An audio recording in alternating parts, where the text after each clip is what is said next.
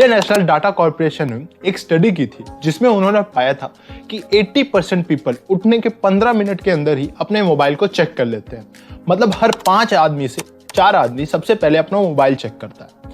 इन 80% में मैं भी आता हूँ। मेरा सबसे पहला काम मोबाइल चेक करना होता है। पर क्या आपने कभी सोचा है कि ये हैबिट हमारी कैसी पड़ गई?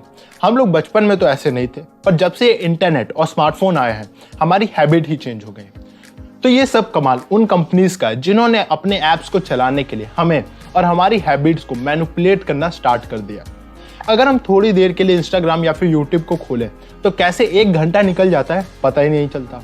हम लोग इतने ज़्यादा इन ऐप्स में खो जाते हैं कि हमें टाइम का कोई अंदाज़ा ही नहीं होता, जिसकी वजह से ये ऐप्स काफ़ी ज़्यादा पॉपुलर हो रहे हैं। और हो भी क्यों ना, क्योंकि पहले हम लोग बोर होते थे, पर अब हमें अपने टाइम स्पेंड करने के लिए सिर्फ एक गैजेट चाहिए और एक ऐप चाहिए और बस हमारी बोरियत दूर हो जाएगी।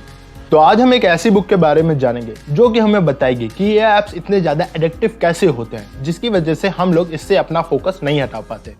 इस वीडियो के अंदर हम सबसे पहले ट्रिगर के बारे में बात करेंगे कि कैसे कंपनीज हमारा अटेंशन ग्रैब करती है।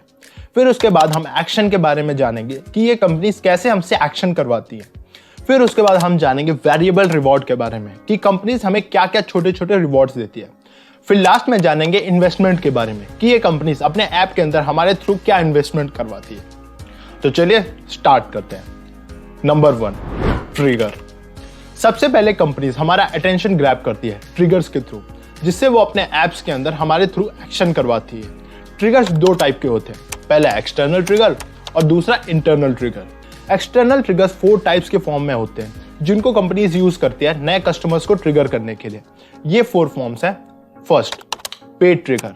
इसके अंदर कंपनीज ऑनलाइन एडवर्टीजमेंट का यूज करके लोगों को एक्शन लेने के लिए प्रमोट करती है, जैसे कि Google ads.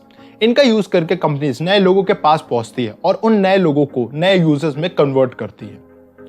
Number 2, earn trigger.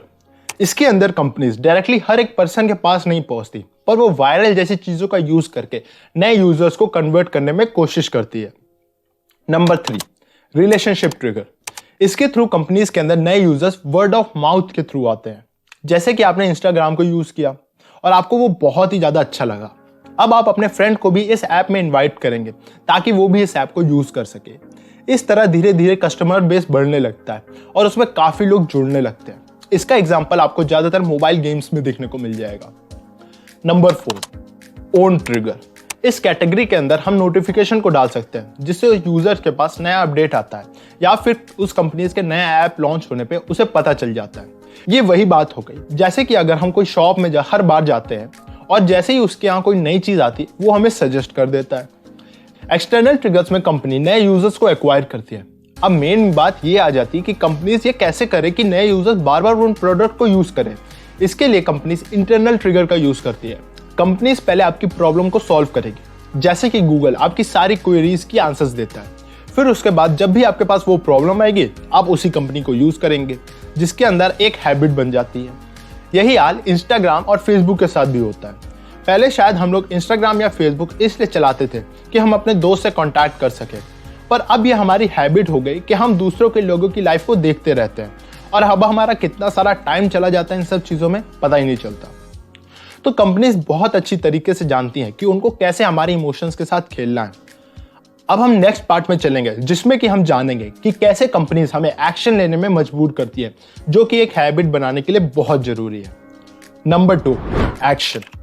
Doctor BJ Fogg, जो कि डायरेक्टर हैं persuasive technology lab at Stanford University, वो बताते हैं कि कोई भी नए बिहेवियर को इनिशिएट करने के लिए 3 इंग्रेडिएंट्स की बहुत ही ज्यादा जरूरत होती है, जो कि हैं first, the user must have sufficient motivation. Second, the user must have the ability to complete the desired action. Third, a trigger must be present to activate the behaviour. तो ये 3 चीज में से एक चीज के बारे में हम लोग अभी पहले पार्ट में जान चुके हैं। अब हम इस पार्ट में मोटिवेशन और एबिलिटी के बारे में जानेंगे। मोटिवेशन एक फ्यूल की तरह काम करता है जो कि हमें एक्शन लेने में मदद करता है। जैसे कि एक एग्जांपल लेते हैं, अगर आपका फोन रिंग कर रहा है पर वो दूसरे कमरे में और आपका बिल्कुल भी मन नहीं कर रहा उठने का, तो मोस्ट प्रोबेबली आप उस फोन कॉल को अटेंड ही नहीं करेंगे। पर अगर वहीं पे आपके खास फ्रेंड का फोन आ रहा है तो फोन चाहे कितना भी दूर हो या फिर आपको कहीं और जाके बात करनी हो तो आप पक्का उठ जाएंगे। इसी तरह कोई भी ह्यूमन 3 कोर मोटिवेटर से मोटिवेट होते हैं। पहला, to seek pleasure and avoid pain. Second, to seek hope and avoid fear. Third, to seek social acceptance and avoid rejection. यही 3 मोटिवेटर्स हमें काम करने में मजबूर करते हैं। जैसे कि मान लीजिए आपके सारे दोस्त कोई नया सोशल मीडिया प्लेटफॉर्म यूज कर रहे हैं, पर वहां पे सिर्फ आप ही अकेले हैं जिसने उसको यूज नहीं किया। तो अगर आपका मन भी नहीं हो तो आप उस ऐप को डाउनलोड करेंगे, क्योंकि आप रिजेक्शन को अवॉइड करना चाहते हैं। इसी तरह बड़ी कंपनीज हमारे बिहेवियर को चेंज करती है इन सारे मोटिवेटर्स को यूज करके। आज शायद ही किसी के मोबाइल में इंटरनेट बंद होता होगा, तो पहले एक इंटरनेट चलाने में बहुत ज्यादा स्किल्स की नीड होती थी, जिसकी वजह से बहुत ज्यादा यूजर्स नहीं होते थे। पर आज ना के बराबर स्किल्स की नीड है, तो इंटरनेट हर कोई यूज कर रहा है। कंपनीज भी अपने ऐप्स को जितना सिंपल बना सकती है वो उतना सिंपल बनाती है, क्योंकि जितना सिंपल ऐप होगा उतने ज्यादा लोग उस कंपनी से जुड़ेंगे। किसी भी प्रोडक्ट को सिंप्लीफाई करने के 6 एलिमेंट्स होते हैं। पहला, टाइम। कंपनीज ये देखती है कि उनका प्रोडक्ट कितना जल्दी एक एक्शन को कंप्लीट कर रहा है। दूसरा, मनी। फिर कंपनीज ये देखती है कि एक्शन को करने में कितना पैसा लग रहा है। तीसरा, फिजिकल एफर्ट। इसमें कंपनीज देखती है कि एक यूजर को कितना फिजिकल एफर्ट लगाना पड़ रहा है। चौथा, ब्रेन साइकिल। इसमें कंपनीज देखती हैं कि कितना मेंटल एफर्ट और फोकस यूज करना पड़ रहा है उस ऐप को यूज करने के लिए। पांचवा, सोशल डिविएंस। इसमें कंपनीज देखती हैं कि वो एक्शन सोशली एक्सेप्टेड है या नहीं। और आखिरी, नॉन रूटीन।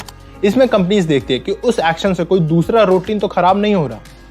कंपनीज इन्हीं 6 एलिमेंट्स को सिंप्लीफाई करके अपने प्रोडक्ट्स को और एडिक्टिव बनाती है। अब हम नेक्स्ट पार्ट में चलेंगे, जो कि हमें बताएगी कि कंपनीज हमें ऐसा क्या रिवॉर्ड देती है जिसको पाके हम उस प्रोडक्ट को बार बार यूज करते हैं। Number 3, variable reward.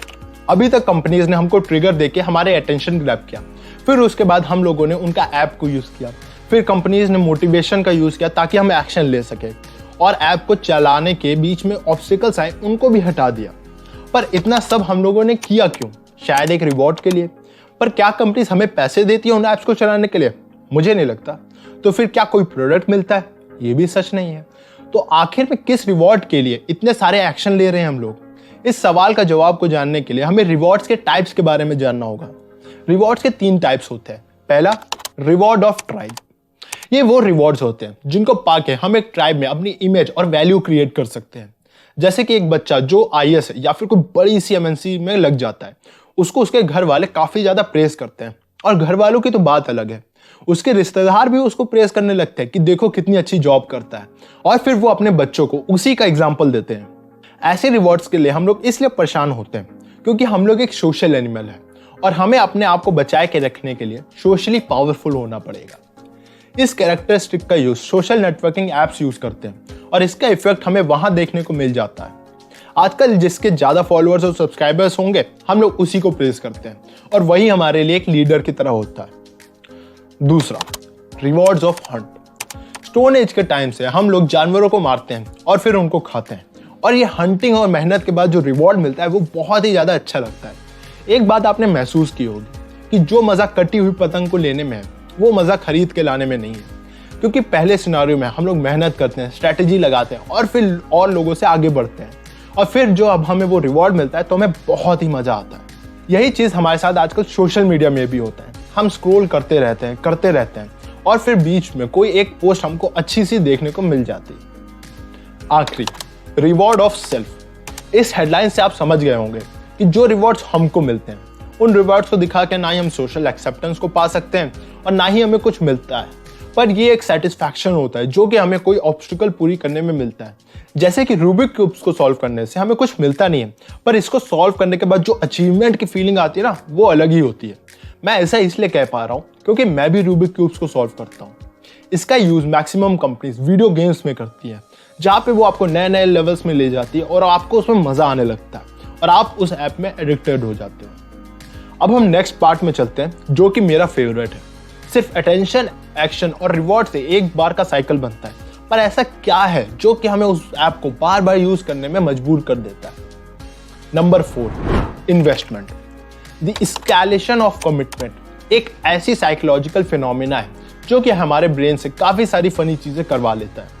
जैसे कि हम वीडियो गेम्स तब तक खेलते रहते हैं जब तक जीत ना जाते हैं या तो फिर बैटरी खत्म हो जाती है। इसी कमिटमेंट के थ्रू लोगों को चैरिटी में पैसे डालने के लिए मोटिवेट किया जाता है और इसी की वजह से हम लोग ऐप को बार बार यूज करते हैं। जितना ज्यादा एक यूजर अपने टाइम और एफर्ट को एक प्रोडक्ट के अंदर लगाएगा उतना ज्यादा वो उसको वैल्यू करेगा। ऐसा इसलिए होता है क्योंकि जितना ज्यादा टाइम और एफर्ट डालेंगे उतनी इंफॉर्मेशन हमारे बारे में उस ऐप को पता चलेगी और फिर वो हमारे लिए वैसे ही टाइप का कंटेंट देगा। जैसे कि आपने देखा होगा कि आपके इंस्टाग्राम की फीड अलग होगी और आपके दोस्त की अलग होगी। ऐसा आपके डिफरेंट इंटरेस्ट की वजह से होती है। दूसरा, हमें उस ऐप को चलाने के लिए एक नई स्किल को सीखनी होती है और अगर हम उस ऐप को चलाना बंद कर देते हैं तो हमारा वो टाइम और एफर्ट उस स्किल को सीखने में जो लगा होता है वो वेस्ट हो जाएगा, जो कि हम बिल्कुल भी नहीं चाहते। इसीलिए हम मैक्सिमम टाइम ऐसे ऐप्स को छोड़ नहीं पाते। इसी इन्वेस्टमेंट के कारण हम उस ऐप या प्रोडक्ट को छोड़ नहीं पाते और फिर से हम ट्रिगर वाली जगह पहुंच जाते हैं, फिर एक्शन, फिर रिवॉर्ड और फिर इसी तरह ये साइकिल चलती रहती है और हमारा इन्वेस्टमेंट बढ़ता रहता है और फिर धीरे धीरे ये एडिक्टिव ऐप्स बन जाते हैं। तो आज का वीडियो यहीं पे समाप्त करते हैं। ये ऐप्स बुरे नहीं है पर इनका एक्सेस यूज हमारे लिए नुकसानदायक बन सकता है। अगर आपको जानना है कि एक एडिक्टिव प्रोडक्ट कैसे बनाते हैं तो आप hooked how to build habit forming products को भी पढ़ सकते हैं, जिसको नीर ईयल ने लिखा है।